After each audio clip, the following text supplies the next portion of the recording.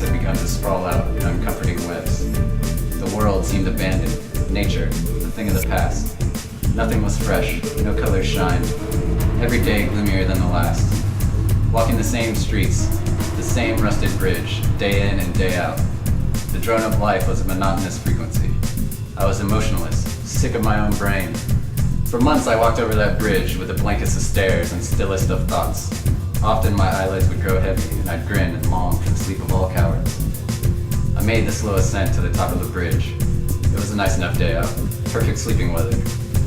As I contemplated the deep, I saw no final door.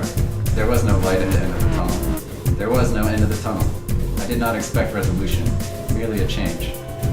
As I prepared to lean forward and plunge into the unknown, I saw something move. There was a massive cockroach by my left foot. Why was a cockroach on the top of a bridge? I'm no entomologist, one of my many flaws.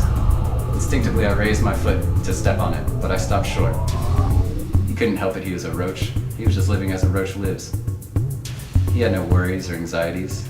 He merely exists and follows the flow of the universe, content in his meager state. I slowly lowered my hand near him. He climbed up onto it and crawled up to the bicep of my cold, bare arm. We stayed that way for about 30 minutes.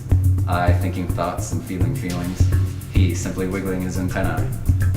Then suddenly he spread his wings and flew away. He sat that way for hours. A roach would never purposely scurry under someone's heavy foot, and a roach has no one to let down. I cried.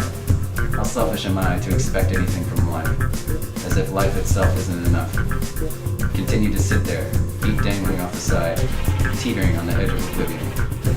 Finally, I was jarred by car horns from below.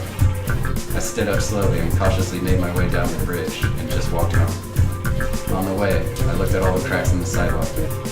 I noticed the interesting patterns they created, the small yellow flowers growing between them.